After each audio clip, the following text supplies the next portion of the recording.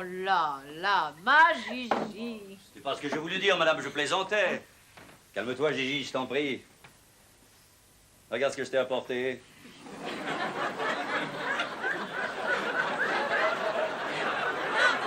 J'ai acheté ça à la gare de Lucerne. Comme c'est gentil à vous. C'est vraiment trop gentil. Oh. Bon Dieu, la petite garce! Gilberte, est-ce comme ça qu'on t'a élevé? Un singe savant. Et vous, monsieur Lachaille, de quoi vous croyez que vous avez l'air? Dans ta chambre, Gigi, et tout de suite.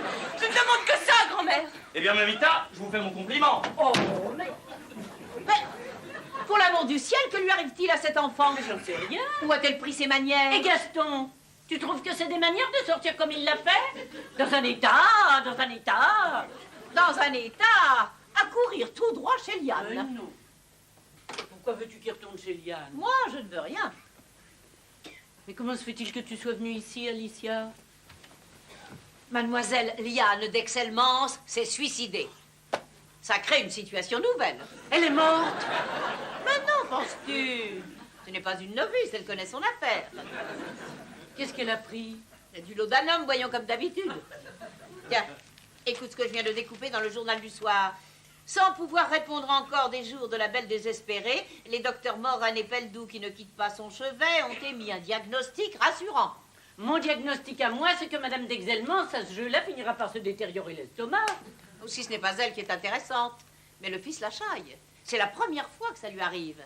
Il a eu Gentiane des Cévennes qui lui avait volé des papiers, et puis cette étrangère qui voulait se faire épouser de force. Mais Liane est sa première suicidée. Il va crever d'orgueil, tu penses? Et c'est le moment que Gilberte choisit pour insulter cet homme-là.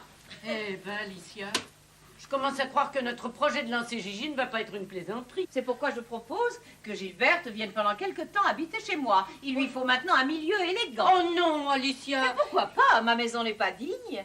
Mais il ne s'agit pas de ta dignité. Mais Gigi est tellement habituée à notre manière de vivre, toute simple. Oui, et tu voudrais qu'elle continue à vivre ici et qu'elle épouse l'employé du gaz ou le fils du crémier. Et puis ta maison est beaucoup plus loin de son école. Son école, à présent.